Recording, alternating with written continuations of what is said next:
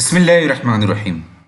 په دغه لیکچر کې به زده کړو چې د یو ځانګړي ډیټابیس څخه موږ څه ډول ډیټابیس سنیپ شاټ اخیستلی شو او موږ بیرته ډیټابیس سنیپ شاټ څه ډول ریسټور کولی شو او په پای کې موږ څنګه کولی شو چې یو ډیټابیس سنیپ شاټ له منځه یوسو یعنی ډراپ یې کړو. دوستانو ډیټابیس سنیپ شاټ او سورس ډیټابیس دواړه باید په یو سرور کې شتون ولري. ډیټابیس سنیپ شاټ څخه په ټیسټ انوایرمنټ او ریپورټینګ کې زیاده ګټه اخیستل کیږي او زیات کارول کیږي. د ډیټابیس سنیپ شاټ اخیستل لپاره موږ ځو SQL سرور ته. که چیرې تاسو وګورئ د ډیټابیسز فولډر لاندې ډیټابیس سنیپ شاټ په دې کې که زه د باندې رایټ کلیک وکړم اوس مهال ما سره هیڅ کوم سنیپ شاټ موجود نه ده او دوهم که زه چیرې لاړ شم اریوب ځاځي ډیټابیس ته او هغه زه ایکسپینډ کړم دلته به زه وینم چې ما سره اوس مهال یوازې امپلایز په نوم یو ټیبل موجود ده. زه غواړم چې په دغه ډیټابیس کې یعنی اریوب ځاځي ډي بي کې یو ټیبل اریوب رایټرز په نوم جوړ کړم.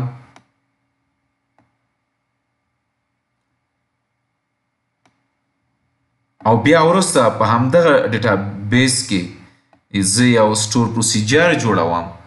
کله چې زه دغه سټور پروسیجر رن کړم دا ماته په یو وخت له 15 ریکارډه انسرټ کړي. زه دلته سټور پروسیجر هم جوړوم چې sp_insert data اریوب رایټرز ده. دا هم زه اکزیکیوټ کوم سکسسفل شو او دا ځل زه اکزیکیوټ کوم تر څو ما سره 15 ریکارډه انسرټ کړي. تاسو وینئ چې دلته 15 ریکارډه انسرټ شو. د کوم نوی ټیبل چې ما جوړ کړ زه غواړم چې د هغې څخه ډیټا سلیکټ کړم یعنی ریډ یې کړم. تاسو وینئ چې اوس مهال ما سره په دغه ټیبل کې یوازې 15 ریکارډه د ځاځي په هکله دي. زه غواړم چې اوس دغه ډیټابیس څخه سنیپ شاټ واخلم چې په دا وخت کې په اریوب ځاځي ډي بي کې دوه ټیبلونه موجود دي چې یو ته یې اریوب رایټرز وایي او په دغه رایټرز ټیبل کې 15 ریکارډه موجود دي. تاسو وینئ دلته هغې څخه زه وروسته ځم ماسټر ډیټابیس غوره کوم او دلته زه د هغې څخه سنیپ شاټ اخلم. د کوم ډیټابیس څخه سنیپ شاټ اخلم؟ د اریوب ځاځي څخه او دغه سنیپ شاټ ته زه دغه نوم ورکوم.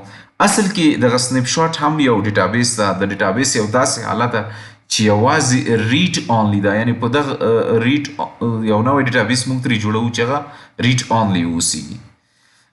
یادولو وړ ده چې دغه نیم کې باید هغه نوم لاجیکل نوم ورکړل شي کوم چې د اریوب ځاځي ډي بي کې د ډیټا فایل یې لري.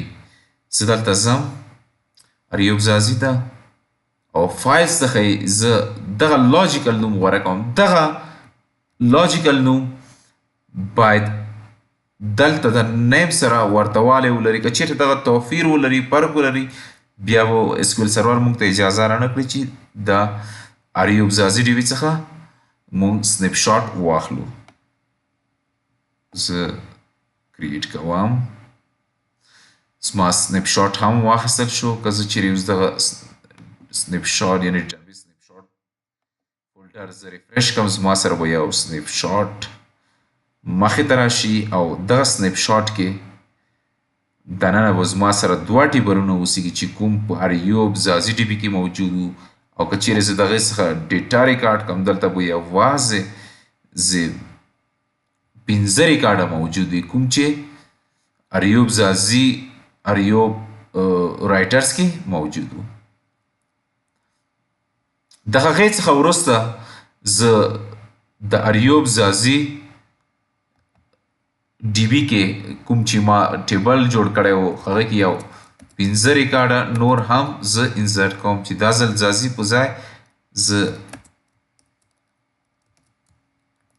اریوب وال ورته ږدم او دغه سکرپټ زه بیا هم اکزیکیوټ کوم او زه دغه پروسیجر رن کوم تر څو 15 نور ریکارډونه هم انسرټ کی او دا ځل زه انتخابوم یعنی ریډ کوم. تاسو وینئ چې دلته لس ریکارډ دي، خو سنیپ شاټ کې که څه بیا هم ریډ کوم هلته اوس هم 15 ریکارډه موجود وي.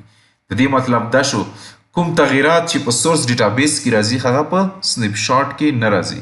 فرض کړئ هغه 15 اخري ریکارډونه چې زما سره د ایوب په نوم دا زما څخه سهوان اضافه شوي دي یا فرض کړئ ډیلیټ شوي دي یا د ډیټابیس ځینې اوبجیکټ له تاسو څخه ډیلیټ شي یا اضافه شي، هغه تاسو کولی شئ چې د ډیټابیس څخه چې کوم وخت ستاسو سنیپ شاټ اخیستی و ډیټابیس هماغه حالت ته بیرته ور وګرځوئ.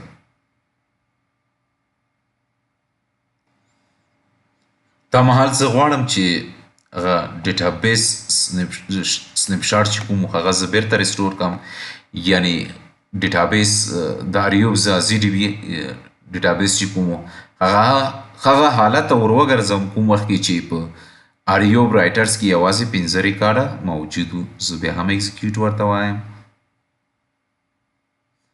چیرې زه اوس د ایوب زازي ډیټابیس څخه چې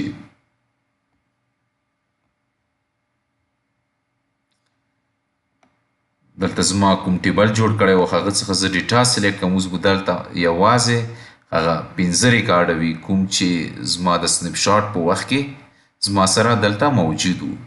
که چیرې غواړئ ستاسو دغه سنیپ شاټ چې ستاسو د ایوب زازي ډي بي څخه اخیستې دغه ډراپ کړئ، هغې دپاره زه ورته وایم چې ډراپ یعنې ډیلیټ یې کړه ډیټابیس کوم ډیټابیس دغه سنیپ شاټ چې ایوب زازي څخه ما اخیستی و هغه ته ما نوم ورکړی، زه به هغه نوم ورکړم تر څو هغه ډیلیټ شي.